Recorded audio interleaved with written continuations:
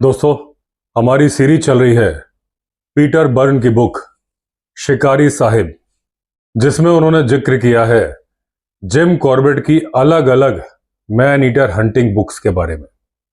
आज की बुक में जिस कहानी का जिक्र वो कर रहे हैं वो है मुक्तेसर मैन ईटर, जो कि 1910 की कहानी है। दोस्तों, मुक्तेश्वर नैनीताल से करीब 50 किलोमीटर की दूरी पर है। मुक्तेश्वर महादेव मंदिर के लिए फेमस है। आजकल हम उसे मुक्तेश्वर बोलते हैं। अंग्रेजों के जमाने में उसे मुक्तेसर बोला जाता था। जगह एक ही है। अब पीटर बोलते हैं, अगर आप नैनीताल जाएंगे और उसके उत्तर दिशा की तरफ बढ़ेंगे तो थोड़ी ही देर में आप पाएंगे कि आप 8000 फीट की ऊंचाई पर पहुंच गए हैं, एक रिज के पास में। और जो ये रिज है ये पूर्व दिशा से पश्चिम दिशा की तरफ जाता है। और जब आप इसके पश्चिमी किनारे पर पहुंचेंगे तो बहुत बड़ा वेटनरी इंस्टीट्यूट मिलेगा आपको, जिसका कि नाम है मुक्तेसर वेटनरी रिसर्च इंस्टीट्यूट। सन 1910 की बात है। एक टाइग्रेस ने इस इलाके में आदमियों को मारना शुरू कर दिया। और जब यह खबर फैलने लगी तो कोई भी वेटनरी इंस्टीट्यूट में काम नहीं करना चाहता था और वेटनरी इंस्टीट्यूट का काम प्रभावित होने लगा। अब जो वेटनरी इंस्टीट्यूट के डायरेक्टर थे उन्होंने फौरन नैनीताल संदेशा भेजा, जिसमें कहा गया था कि जल्दी से जिम कॉर्बेट जी को यहां भेजो, क्योंकि उनका काम प्रभावित हो रहा था और जब तक उस टाइग्रेस का खात्मा ना होता काम दोबारा चालू नहीं हो पाता। स्टाफ काम नहीं करना चाहता था और जिम कॉर्बेट ही थे जो शर्तिया तौर पर उसे मार सकते थे। मारने वाले तो और भी कई लोग थे, लेकिन वो शर्तिया नहीं थे। तो डेप्यूटी कमिश्नर ऑफिस ने वो लेटर दिया जिम कॉर्बेट को। जिम कॉर्बेट फौरन जाने के लिए राजी हो गए। अपने साथ वो ले जाना चाहते थे डबल बैरल्ड .500 राइफल, जिसमें मॉडिफाइड कॉर्डाइट पाउडर पड़ता था, यानी कि बारूद। साथ में ले गए एक सर्वेंट और सामान उठाने के लिए 2 पोर्टर्स। जिम कॉर्बेट ने पैदल जाने का फैसला किया वाया रामगढ़, जो कि नैनीताल से पैदल 10 माइल्स की दूरी पर था। जिम कॉर्बेट शाम को रामगढ़ पहुंच गए और रामगढ़ डाक बंगलों में अपनी रात गुजारी। अगले दिन सुबह सुबह जिम कॉर्बेट अपनी राइफल को लोड करके निकल पड़े, मुंह अंधेरे ही।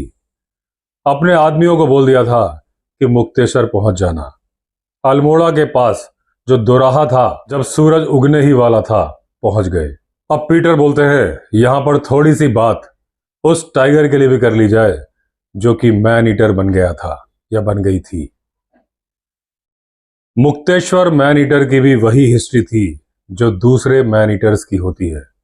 पीटर बोलते हैं, जैसे कि हमने इस बुक के इंट्रोडक्शन में डिस्कस किया था, कोई भी जानवर मैन ईटर तब बनता है जब उसमें कुछ रुकावट आ जाती है, जब वो शिकार नहीं कर पाता, कुछ चोट की वजह से या किसी और वजह से। अब जनरली टाइगर और लेपर्ड का नॉर्मल शिकार होता है हिरण, जंगली सुअर या इस तरह के जानवर। अगर इनकी कमी हो जाए तो वो दूसरे जानवर का भी शिकार करते हैं। अब एक डियर को मारना और उसे खींचने के लिए, या जंगली सुअर को मारना और खींचने के लिए, एक टाइगर को पूरी तरह से बलशाली होना चाहिए। उसकी मांसपेशियां, नाखून, पंजे, दांत, आंखें, सब कुछ प्रॉपर तरीके से काम करना चाहिए। अब अगर कोई घटना होती है, किसी गन शॉट से वो टाइगर घायल हो जाता है, या टेरिटोरियल फाइट की वजह से घायल हो जाता है, या किसी जानवर का शिकार करते वक्त हिरण का सींग लग जाता है या घायल हो जाता है, और एक बड़ा ही कॉमन कॉज साही के कांटे, पॉर्क्यूपाइन के कांटे लग जाने से वो शिकार करने की स्थिति में नहीं बचता। और जब ऐसी स्थिति आती है तो वो शिकार नहीं कर पाता, भूखा रहने लगता है। और एक जानवर जिसके के जीवन का आधार ही भोजन की तलाश होती है, वो परेशान हो जाता है। उसके अंदर साइकोलॉजिकल चेंजेस आने लगते हैं और उसका नजरिया बदल जाता है इंसान को देखने का। वो इंसान जिससे वो कभी डरता था, जो उसके फूड मेन्यू में नहीं था, अब उसके फूड मेन्यू में आ जाता है। अब उसे लगता है उसके भोजन की थाली में इंसान रखा हुआ है। पहले टाइगर इंसान को अपने से सुपीरियर मानता था, क्योंकि उसे मालूम था ताकत मेरे पास ज्यादा है, लेकिन इस दो पैरों के जानवर के पास दिमाग है।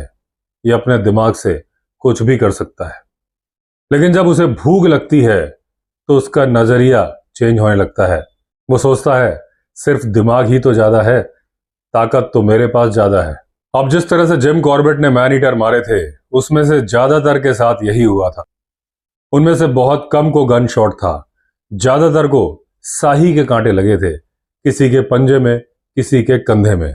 अब हम जिसकी बात कर रहे हैं उसकी बात करते हैं, मुक्तेसर मैन ईटर।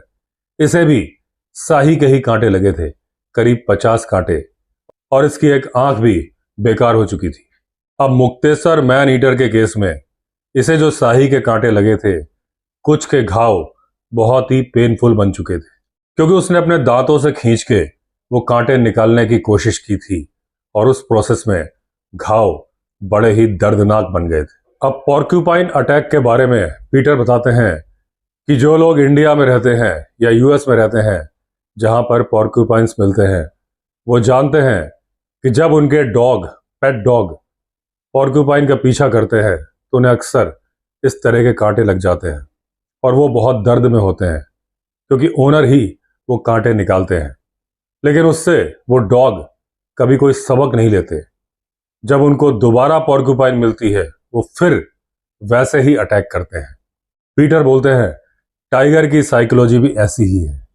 वो एक बार अटैक करता है, अगर एक दो कांटे लगे, निकल भी गए, दोबारा जब पॉर्क्यूपाइन मिलती है तो वो उससे बच के नहीं निकलता, फिर अटैक करता है, और इस सिलसिले में वो बन जाता है मैन ईटर।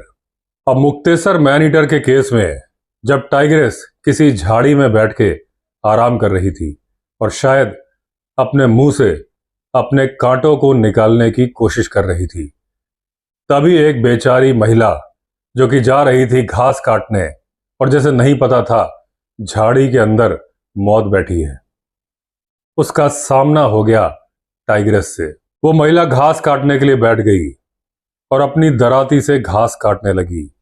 टाइग्रेस बैठे बैठे उसे देख रही थी, और उसके बाद जब वो घास काटते काटते काफी नजदीक आ गई तो टाइग्रेस ने वापस जाने की बजाय उस महिला पर अटैक करने में अपनी शान समझी, और सिर्फ एक पंजा मारा और उस महिला की खोपड़ी चूर चूर हो गई।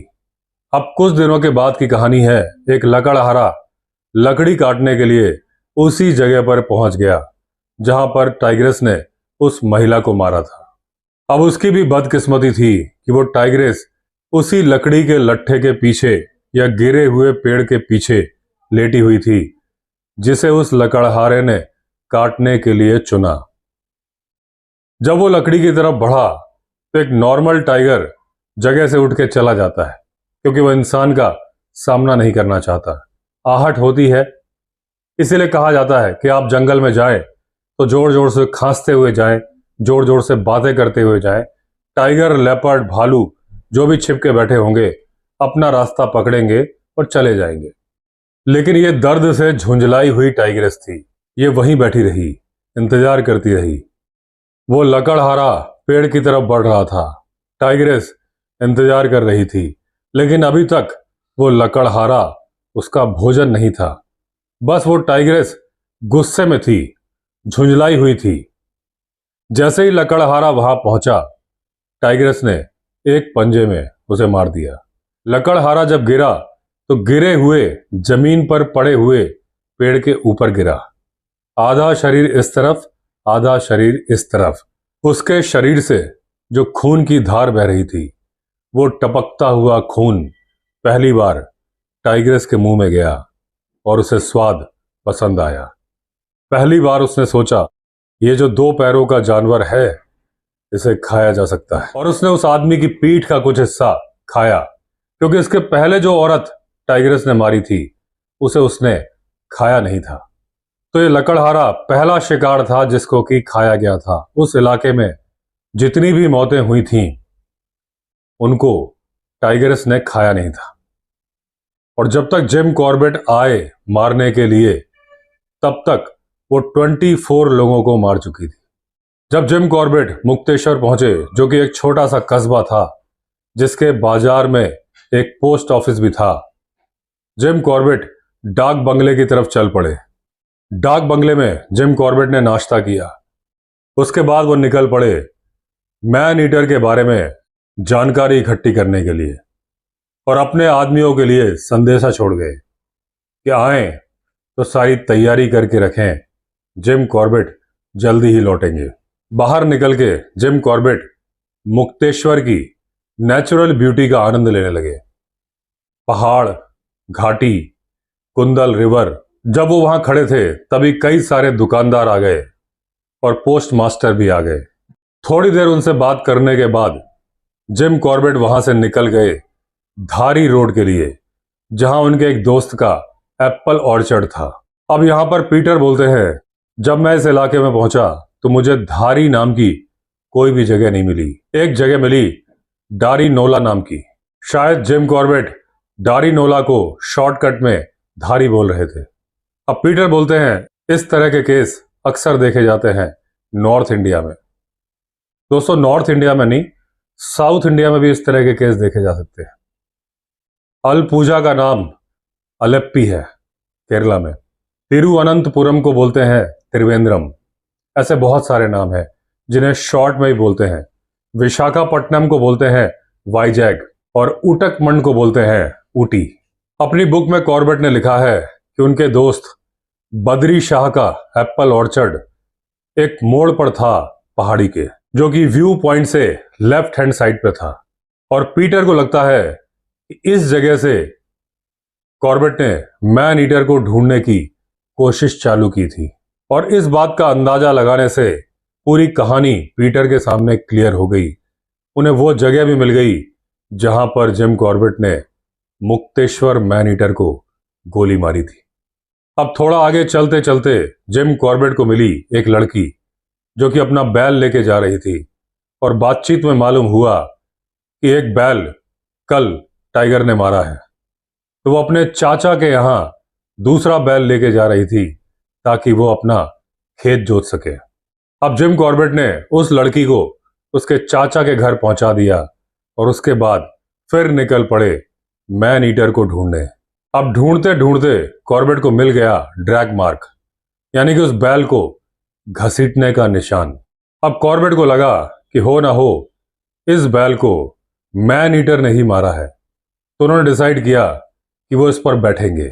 इस पर बैठेंगे मतलब इसके पास बैठेंगे टाइगर के इंतजार में। तो एक छोटा पेड़ था जिसे जिम कॉर्बेट ने सेलेक्ट किया। ये पेड़ जहां बैल पड़ा था उससे 15 फीट की दूरी पर था। उस जगह को सेलेक्ट करने के बाद जिम कॉर्बेट वहां से चले गए अपने दोस्त बद्री शाह से मिलने के लिए। बद्री शाह के घर पर जिम कॉर्बेट ने भोजन किया, फिर उनके 2 आदमी लेकर वापस आ गए उस जगह पर जहां बैल मरा पड़ा था। उसके बाद जिम कॉर्बेट ने पेड़ पर चढ़कर पोजीशन ले ली और उनके फ्रेंड बद्री शाह और उनके सर्वेंट वहां से चले गए। शाम के 4-5 बजे की बात है, एक बार्किंग डियर ने अलार्म कॉल करनी शुरू कर दी। पास में ही एक रवीन था उस तरफ से, और वो सुन के कॉर्बेट समझ गए कि टाइगर मूव पर है, यानी कि आने वाला है। अब थोड़ी देर तक कॉल आती रही और उसके बाद कॉल बंद हो गई। जिम कॉर्बेट समझ गए थे कि टाइगर या टाइग्रेस आ चुकी है, शिकार से थोड़ी दूरी पर बैठ गई है। दोस्तों, कोई भी अलार्म कॉल वाला जानवर, चाहे बंदर हो, चाहे सांबर डियर हो, चाहे स्पॉटेड डियर हो, चाहे पीकॉक हो, ये तभी अलार्म कॉल करते हैं जब टाइगर या लेपर्ड मूव कर रहे होते हैं, एक जगह से दूसरी जगह चल रहे होते हैं। जब ये बैठ जाते हैं तो ये जानवर अलार्म कॉल करना बंद कर देते हैं। इस केस में वही हुआ। कॉर्बेट समझ गए थे कि पक्का टाइगर बैठ चुका है, अपने शिकार को देख रहा है, आसपास का जायजा ले रहा है और सोच रहा है शिकार के पास सब कुछ ठीक है, जाऊं कि ना जाऊं। कॉर्बेट को यह बात बताई गई थी कि इस टाइग्रेस को मारने के लिए पहले भी कई शिकारी कोशिश कर चुके हैं। तो यह टाइग्रेस आदमी का व्यवहार जानती थी और यह जानती थी कि अगर कोई आदमी पेड़ पर बैठता है तो उसके पास बंदूक होती है और वो निशाना भी लगाता है। तो बहुत ही सावधान, बहुत ही चालाक टाइग्रेस थी। अब एकदम काली अंधेरी रात हो गई। उसके बाद कॉर्बेट को गद्देदार पैरों की चलने की आवाज सुनाई दी, यानी कि टाइगर इनके पेड़ की तरफ आ रहा था। पास आते आते टाइग्रेस इनके पेड़ के नीचे ही बैठ गई। काली अंधेरी रात थी, बादल छा गए थे। जिन तारों की रोशनी का कॉर्बेट को भरोसा था वो भी धोखा दे गए। अब कुछ भी नहीं दिख रहा था। यहां पर पीटर बोलते हैं कि हिमालय की जो स्टार लाइट है, क्योंकि हिमालय ऊंचाई पर होता है तो तारों की रोशनी कुछ ज्यादा आती है। इन तारों की रोशनी में रास्ता समझ में आ जाता है। पीटर बताते हैं उन्होंने खुद इस लाइट का इस्तेमाल किया है पहाड़ी रास्तों पर चलने के लिए। अपने साथ एक टॉर्च रखते थे, लेकिन सिर्फ बैकअप के लिए। अब चारों तरफ एकदम अंधेरा था और कॉर्बेट ने वो शॉट मारने की सोची जो कि एक शिकारी के लिए बहुत ही मुश्किल है, और वो था साउंड शॉट, यानी कि शब्द भेदी निशाना, जो कि लगाते थे पृथ्वीराज चौहान। आपने सुना होगा कि शब्द भेदी बाण लगाने में, और शायद शब्द भेदी बाण राजा दशरथ भी लगाते थे, क्योंकि शायद श्रवण कुमार जी को तीर राजा दशरथ ने ही मारा था जब वो पानी भरने आए थे, और जो आहट हुई थी पानी की उनके घड़े की वजह से उनको लगा था कि कोई हिरण आया है पानी पीने। उन्होंने निशाना मार दिया था और श्रवण कुमार की मौत हो गई थी। और जब उनके बूढ़े माँ बाप आए और उन्होंने श्रवण कुमार का शव देखा तो रोते रोते उन्होंने श्राप दिया था कि जिस तरह से हम पुत्र के विरह में विलाप कर रहे हैं, तुम भी इसी तरह से पुत्र के लिए रोओगे। जहां तक मेरी जानकारी मुझे याद आ रही है, और इसी तरह से जब रामचंद्र जी को वनवास हो गया था तो दशरथ जी विलाप करते रहे थे। अब शब्द भेदी निशाने के लिए पीटर बोलते हैं कि बहुत ही मुश्किल निशाना और बहुत ही खतरनाक निशाना होता है। इसका इस्तेमाल नहीं किया जाना चाहिए। अगर उस इलाके में कोई भी दूसरा आदमी आता या जाता है तो ये उसके लिए घातक साबित हो सकता है। लेकिन जिम कॉर्बेट के केस में शब्द भेदी निशाना लगाना सही था। उसके 3 कारण हैं। पहला कारण था घुप अंधेरा, जिसकी वजह से कुछ भी दिख नहीं रहा था। टाइग्रेस पास में थी, मालूम है, पूरी संभावना है कि वो मैन ईटर है। दूसरा कारण था कि मैन ईटर की दहशत की वजह से कोई दूसरा आदमी जंगल में हो, इस बात की संभावना नहीं थी। और तीसरा कारण था कि हो सकता है टाइग्रेस पूरी तरह से ना मरे और घायल होकर जंगल में चली जाए, लेकिन वो पहले से ही इतनी खतरनाक है कि अब और कितनी खतरनाक बनेगी। अब जब टाइग्रेस ने खाना खाना शुरू कर दिया और उसकी हड्डियां तोड़ने, मांस को चीरने की आवाजें आने लगी, तो धीरे से अपनी .500 राइफल कॉर्बेट ने उठाई और लगाया निशाना उस तरफ से जहां से आ रही थी आवाजें। अब बैल की पोजीशन का अंदाजा लगा के एक गेस उन्होंने किया कि टाइग्रेस किस तरह से बैठी होगी, और फिर अंदाजे से उसका सिर या कंधे का हिसाब लगा के कॉर्बेट ने गोली चला दी। कॉर्बेट ने निशाना मारा, लेकिन वो निशाना चूक गया। टाइग्रेस एक झटके के साथ वहां से गायब हो गई। कॉर्बेट ने अपनी राइफल नीचे की और सुनने की कोशिश करने लगे कि किसी तरह की आवाज आ रही है क्या, टाइग्रेस के कराहने की या गुर्राने की। वो घायल हुई है कि नहीं, ये जानना चाहते थे कॉर्बेट। अब टाइग्रेस ने जोर का ग्राउल किया पास के पहाड़ से, ये बताने के लिए कि तुमने जो बंदूक नीचे की है उससे मुझे समझ में आ गया है कि तुम कहां हो और मैं तुमसे ज्यादा दूरी पर नहीं हूं। अब उन ग्राउल्स को सुन के जिम कॉर्बेट को आइडिया लग गया कि टाइग्रेस कितनी नजदीक में है, और दूसरा वो घायल भी नहीं है। अब जब टाइग्रेस बार बार ग्राउल करती रही तो कॉर्बेट समझ गए कि उनकी तरफ आने वाली नहीं है, क्योंकि जनरली टाइगर्स पेड़ पे चढ़ते नहीं है। अब जिम कॉर्बेट आराम से बैठ गए, अपनी सिगरेट निकाली और 2-3 सुट्टे मारे। वो इंतजार कर रहे थे कि टाइग्रेस शांत हो जाए और वापस जाए अपने बैल को खाने के लिए। तभी अचानक जोरदार बारिश शुरू हो गई। और कॉर्बेट जानते थे कि अब ये थोड़ी देर के लिए चली जाएगी, और उस टाइगर ने वही किया। वो कवर ढूंढने चली गई। कॉर्बेट जब इस पेड़ पर बैठे थे तो उन्हें उम्मीद थी जल्दी ही वो टाइग्रेस पर निशाना मार देंगे। वो पूरी रात बैठने के हिसाब से तैयार नहीं थे। उन्होंने एक खाकी शॉर्ट्स और एक खाकी शर्ट पहनी थी, और क्योंकि मुक्तेश्वर ठंडा इलाका है, बारिश में भीगे कॉर्बेट बुरी तरह से कांपने लगे। यहां तक नौबत आ गई कि शायद उनको हाइपोथर्मिया हो जाएगा। अब ऐसी परिस्थिति में सबसे बेहतर रास्ता तो यही था कि पेड़ से नीचे उतरा जाए और बद्री शाह के फार्म हाउस में जाया जाए। लेकिन जब मैन ईटर आसपास घूम रहा हो, भले ही वो किसी पेड़ के नीचे कवर लेने चला गया हो, लेकिन है तो वहीं। ऐसे में नीचे उतरना मतलब कि आत्महत्या करना। रात के अंधेरे में टाइगर बड़े आराम से देख लेता है, इंसान नहीं देख पाता है।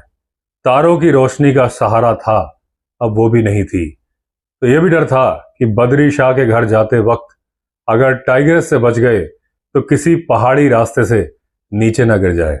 अब जिम कॉर्बेट ने सोचा कि नीचे उतरने पर भी मौत है, पेड़ के ऊपर भी मौत की संभावना है, लेकिन बचने के भी चांसेस हैं, तो वो पेड़ पर ही बैठे रहे।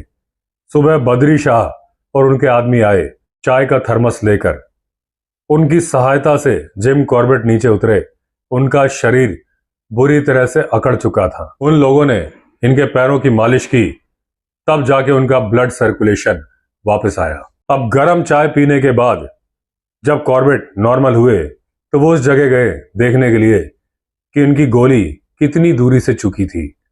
टाइगर के बैठने की जगह का अंदाजा लगाने के बाद मालूम चला गोली 6 इंच से चुकी थी। जो आदमी बद्री शाह के साथ आया था वो पहले निकल गया। कॉर्बेट और बद्री शाह बाद में चले, लेकिन तभी अचानक कॉर्बेट की निगाह पड़ी जमीन पर। वो जो आदमी गया था उसके जूतों के निशान थे, उसके ऊपर टाइगरस के पंजों के निशान थे, यानी कि वो उस आदमी को फॉलो कर रही थी। इसका मतलब था कि जब वो आदमी कॉर्बेट के पैरों की मसाज कर रहा था, टाइगरस आसपास में ही कहीं लेटी थी, इन लोगों को देख रही थी। और यह बताता है कि वो कितनी चालाक थी। हालांकि थोड़ी दूर तक टाइग्रेस ने उस आदमी का पीछा किया, लेकिन फिर अपना रास्ता बदल लिया। और जब ये लोग फार्म हाउस पहुंचे तो देखा वो आदमी सुरक्षित है। अब टाइग्रेस के हैबिटेट का अंदाजा लगाते हुए जिम कॉर्बेट को एक बात समझ में आ गई थी कि इस टाइग्रेस को नहीं मारा जा सकता बिना एक बीट ऑर्गेनाइज किए। उन्होंने बद्री शाह से कहा कि आप एक बीट का इंतजाम कराइए। दोपहर का टाइम था। बद्री शाह ने अपने ओवरसियर गोविंद से कहा बीट का इंतजाम करो, और गोविंद ने इंतजाम कर दिया 30 लोगों का। एक गहरा रवीन सेलेक्ट किया गया बीट ऑर्गेनाइज करने के लिए। ये वो जगह थी जिसके ऊपर कल कॉर्बेट टाइग्रेस का इंतजार कर रहे थे। अब प्लान यह था 30 लोगों की पार्टी 2 हिस्सों में बढ़ जाएगी, और फिर ढोल धमाके, बंदूकें और चिल्लाने की आवाजें करते हुए चलेंगे।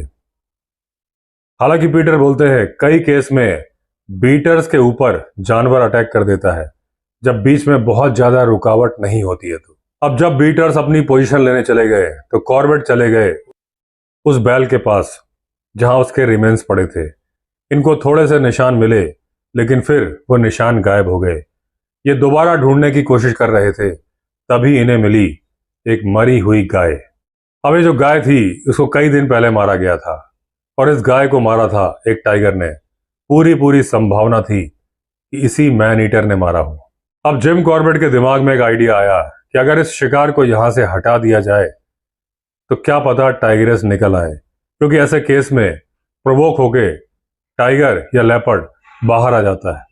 उन्होंने गाय को सरकाया और एक जगह फेंक दिया। अभी कॉर्बेट ऐसा कर ही रहे थे, तभी उन्हें एक बंदूक की आवाज सुनाई दी। ये वो सिग्नल था जो बद्री शाह को चलाना था बाकी बीटर्स को बताने के लिए कि हाँ भाई शुरू हो जाओ। जनरली ऐसे केस में टाइगर या टाइगरस मिल जाता है, लेकिन अगर बीच बीच में घनी झाड़ियां हो तो कहानी बदल जाती है, क्योंकि बीटर्स को उन्हें क्रॉस करके जाना पड़ता है। थोड़ी देर के लिए निगाह चूक जाती है और उन्हें यही डर लगता है कहीं इन्हीं झाड़ियों में टाइगर ना छिपा हो। और फिर आता है मर्फी का लॉ। कि जो बुरा होना है तो होना है, फिर किस बात का रोना है। लेकिन कॉर्बेट को लगा कि बीटर्स का ओरिएंटेशन चेंज हो रहा है, वो दिशाहीन हो रहे हैं, दिशा भटक रहे हैं। तो उन्होंने चिल्ला के बीट को रुकवा दिया, बीटर्स को अपने पास बुला लिया, अपनी सारी सिगरेटें उनको पीने के लिए दे दी और ये बात करने के लिए बैठ गए गोविंद के साथ। तभी उन्होंने कुछ ऐसा देखा जो कि किस्मत बदलने वाला था। अब जब जिम कॉर्बेट गोविंद से बात कर रहे थे तो अचानक गोविंद के चेहरे के एक्सप्रेशंस चेंज हो गए। वो दूसरी तरफ देख रहा था। जिम कॉर्बेट ने तेजी से पलट के उस तरफ देखा तो सामने टाइग्रेस जा रही थी। अब जब बीटर्स ने भी टाइग्रेस को देख लिया, वो सन्न रह गए। हालांकि अभी तक टाइग्रेस ने इन लोगों को नहीं देखा था, लेकिन ये अचानक से कोई भी मूवमेंट करते तो टाइग्रेस की निगाह इन पर पड़ जाती। कॉर्बेट इंतजार करते रहे। जैसे ही टाइग्रेस एक झाड़ी के पीछे गई, इन्होंने बोला, सारे आदमी चुपचाप बैठना, बिल्कुल भी हिलना नहीं। और वो तेजी से झुकते झुकते बढ़ चले उस तरफ जिधर थी टाइग्रेस। अब चलते चलते जिम कॉर्बेट उस जगह पर पहुंच गए जहां पर टाइग्रेस का पुराना शिकार यानी कि गाय पड़ी थी, जिसको कि इन्होंने फेंक दिया था। अब जितना कवर ये इस्तेमाल कर सकते थे कर चुके थे। आगे बढ़ना मतलब टाइग्रेस के सामने आना। फिर इनको चबाने और खाने की आवाज आने लगी, यानी कि शिकार भले ही इन्होंने हटा दिया था, लेकिन टाइग्रेस को वो मिल गया था। अब आगे एक वाटर स्ट्रीम थी और वहां पर 30 फीट का गहरा पानी गिरता था। जिम कॉर्बेट ने अंदाजा लगाया कि पूरी संभावना है कि भोजन करने के बाद टाइग्रेस पानी पीने यहीं पर आएगी। तभी अचानक चबाने और खाने की आवाजें रुक गई। जिम कॉर्बेट ने देखा थोड़ी देर बाद टाइग्रेस पहाड़ी के ऊपर जा रही थी। वो इनको दिख रही थी। बीच बीच में कई पेड़ और टहनियां थीं, लेकिन चांस लिया जा सकता था। तो जिम कॉर्बेट ने चांस लिया और चला दी गोली। अब उनकी गोली एक पेड़ के तने पर या टहनी पर लगी और उसके बाद उससे टकरा के टाइग्रेस के चेहरे पर लगी। तभी टाइग्रेस अचानक से पलटी। अब या तो बाई चांस या जानबूझ के एकदम इनके सामने आ गई। अब वो टाइग्रेस जिम कॉर्बेट की तरफ चार्ज कर रही थी और ये इंतजार कर रहे थे निशाना लगाकर। जैसे ही टाइग्रेस 6 फीट की दूरी पर आई, इन्होंने सारा बारूद भर दिया उसकी गर्दन में और उसके गर्दन के निचले हिस्से पर। अब जिस फोर्स से टाइग्रेस आ रही थी, उस झोंक में गोली लगने के बाद भी कॉर्बेट के आगे निकल गई, इनके कंधे के बगल से, और जाके गिरी पानी में। अब मुक्तेश्वर टाइग्रेस डेड थी। उसके खून से पूरा पानी लाल हो चुका था। अब बाकी के सारे बीटर्स और गोविंद भी कॉर्बेट के पास आ गए और उनकी मदद से कॉर्बेट उस टाइग्रेस को लेके गए बद्री शाह के फार्म हाउस में और वहां उस टाइग्रेस की खाल उतारी गई। जब खाल उतारी तो मालूम चला कि उसके अगले दाहिने पांव में 50 स्याही के कांटे लगे हैं। कुछ का साइज था 9 इंचेस। अब कॉर्बेट और उनके आदमी इस टाइग्रेस को लेके गए मुक्तेश्वर के बाजार में, और जहां पर पोस्ट ऑफिस के सामने इन्होंने रखा लोगों को देखने के लिए। उसके बाद आधी रात को कॉर्बेट डाक बंगले पहुंचे, करीब 4 घंटे सोए, सुबह सुबह निकल पड़े नैनीताल के लिए और दोपहर को थे जिम कॉर्बेट अपने घर में। अब पीटर यहाँ पे बोलते हैं कि जिम कॉर्बेट के बारे में स्टडी करके जो उन्हें मालूम चला वो था उनका जबरदस्त स्टैमिना। पीटर बोलते हैं, मैं खुद भी शिकारी हूं, लेकिन इतनी चलने की ताकत, इतने दूर तक चलने की ताकत शायद मुझ में नहीं है। जिम कॉर्बेट भूखे प्यासे पहाड़ों पर चलते रहते थे, ऐसे ऐसे रास्तों पर जहां पर शायद एक पहाड़ी आदमी भी ना जा पाए। वो घंटों बैठे रहते थे और उस चक्कर में नींद की भी अनदेखी कर देते थे। अब अगर कॉर्बेट को अपनी शेखी भगारनी होती तो वो कह सकते थे कि मुक्तेश्वर मैन ईटर ने मेरी तरफ चार्ज किया मुझे मारने के लिए, लेकिन अपनी बुक में उन्होंने कहा क्योंकि टहनी से टकरा के उसके चेहरे पर गोली लग गई थी, वो कंफ्यूज थी, डरी हुई थी, वो वहां से बाहर निकलना चाहती थी, भाग जाना चाहती थी। इस सिलसिले में उसने कॉर्बेट पर अटैक किया और जिस तरफ कॉर्बेट खड़े थे शायद वही एक भागने का रास्ता था जो उसे समझ में आया था। तो दोस्तों, इस तरह से एंड हुई मुक्तेश्वर मैन ईटर की कहानी, जो कि लिखी थी जिम कॉर्बेट ने, रिव्यू किया था पीटर बर्न ने। अगली कहानी होगी द पनार मैन ईटर। यह कहानी भी 1910 की कहानी है। तो चलिए दोस्तों, अगर आपने चैनल सब्सक्राइब नहीं किया है तो चैनल सब्सक्राइब कर लीजिए। फिर मिलते हैं अगले वीडियो में, तब तक के लिए all the best. Vande Mataram.